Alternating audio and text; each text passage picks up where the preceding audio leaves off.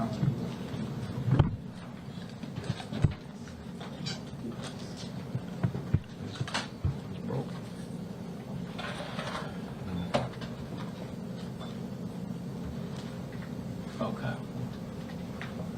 What intel analyst? Oh, I'm an intel analyst. all right. This is Superstar right here. Come on over, Superstar. You can't be seen down there. You got to come over, fill in. You got to come in tighter. You taller than me. I'm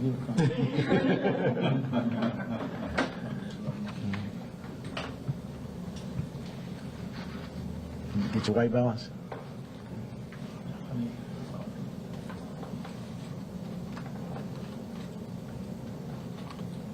Set. Good. All right, ready, guys? Well, thank you guys for joining us here today. We're here in the police department. We're accompanied by our police chief, deputy chief, and sergeant here, along with some of our intel analysts here in the city of Flint. You know, America remains on high alert. We have more than 240 mass shootings to date this year, more than 611 last year, more than 288 school shootings last year. As I said, America is on high alert. We have workplace violence and those that will commit these heinous acts upon our community and our public. We are on high alert, making sure that we can capture these individuals, and we're asking for the assistance of the public. If you're aware of these things that's going on, please report it. Being proactive in these measures is imperative for us to be able to do the job that's necessary to protect law-abiding citizens of our great state and our city here in the city of Flint. We're talking about some things that happened this past week and the great work that our police department has done under the leadership of Police Chief Terrence Green. And I'm going to turn it over to Chief Green to give you more of the details about how this individual was caught and arrested. Thanks. Thanks, Mayor. So, last Wednesday, July 7th, Police Department received a complaint from General Motors personnel located facility Atherton and Van Slyke here in the city of Flint. Nature of the threat was ex-employee had threatened to shoot up the facility. He was angered over not being rehired by General Motors. This led to an investigation by the Flint City Police Department Detective Bureau, Special Investigative Unit, and our intel analysts. During the course of this investigation, the suspect was identified as Paris Deshaun Alexander, a city of Burton resident. Immediately, the investigation led to a search warrant being obtained by the detectives in charge of the case, the seizure of the firearms you see before you. It was also discovered that the City of Flint Police Department had previous contact with Deshaun Alexander, Mr. Paris Alexander, due to the fact he was illegally possessed a firearm approximately a year ago. That case was currently pending in 7th Circuit Court. He was out on bond for that case.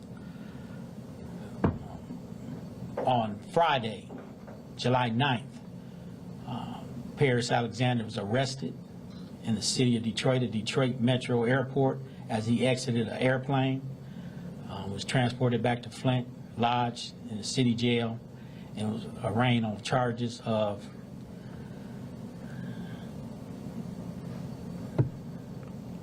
false threats of terrorism and using a computer to commit a felony. So basically, the point we want to get across here during this press conference is threats of workplace violence will not be tolerated by the city of Flint. These threats will be thoroughly investigated and aggressively. This is the results of that investigation. The individuals you see behind me here, we have our intel analyst, Ali Ferguson. Tyrone Booth is in charge of the intel analysts. They did a magnificent job on getting us the pertinent information we needed to track down Mr. Alexander. We have the detective and deputy chief here, who also worked very hard. Kyle Brandon is the detective who's in charge of the case, and our deputy chief, Jeff Ancliffe. At this time, we'll, you done, Chief? I'm sorry. Yep, no. At this time, we'll take questions, but as you see before you, these are some of the firearms that was collected. Once up on adjudication and also after due process is done, if these weapons are possessed illegally or in any nefarious way that we have confiscated them, they will be destroyed. Every weapon that we collect, every illegal weapon that we collect is destroyed in the city of Flint. We take these weapons out of circulation. We are not de facto an arms dealer here in the city of Flint. We destroy these weapons to make sure and to ensure that families will never be harmed in case by individuals that will willing to commit heinous crimes against the public. In this case, these weapons were collected from the person that we arrested, correct, Linus? Yes, and so if you take a look at these weapons that's on the table, you see at least 3 automatic weapons or 4 automatic weapons, and these are serious, serious weapons. And so at this time, we'll take questions.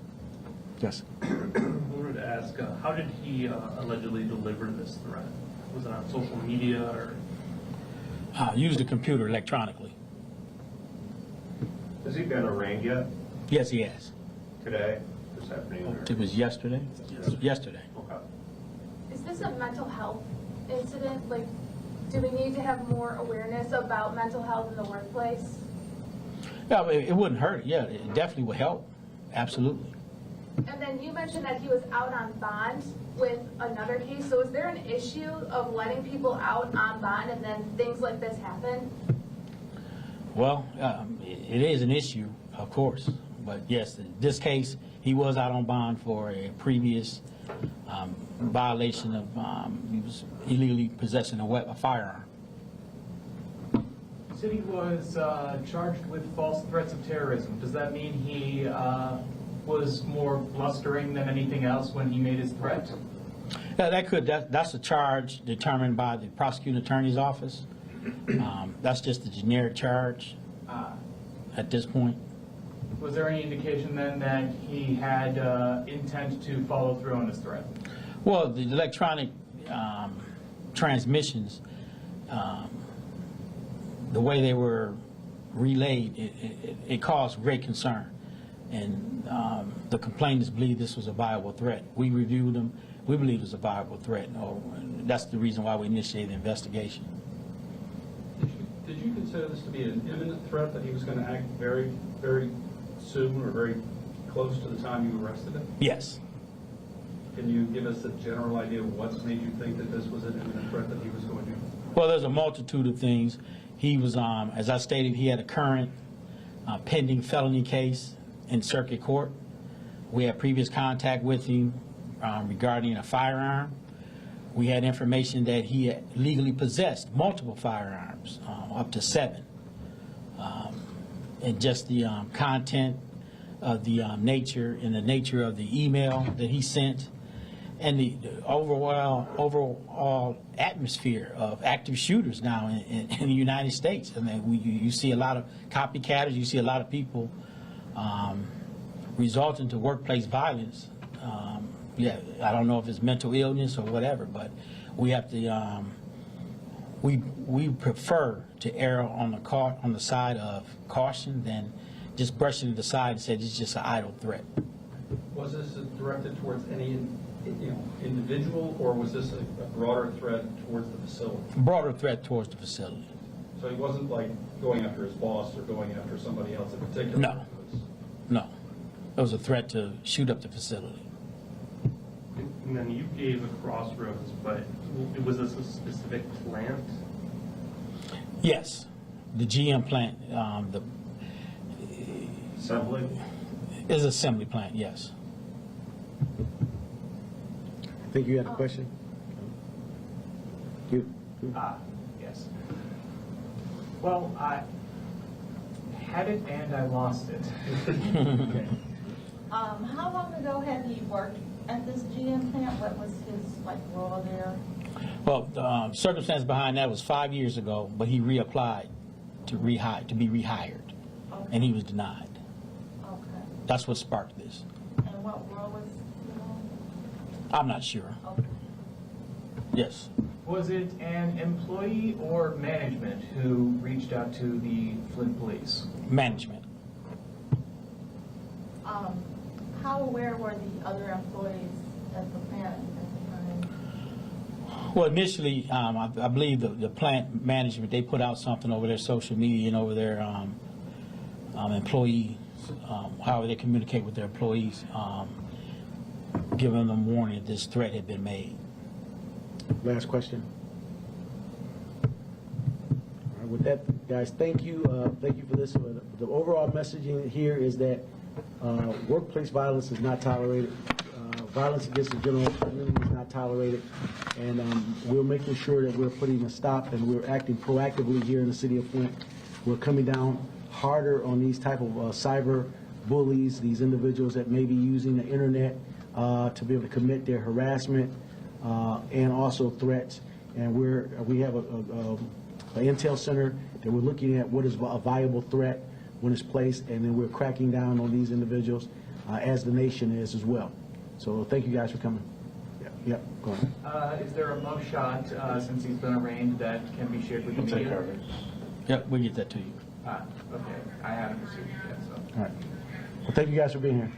All right, God That's bless. going to be sent to everyone, the one shot, or can I be on that list? You can have it before you all come out. Huh? I'll give it to you now. Oh, okay. Okay.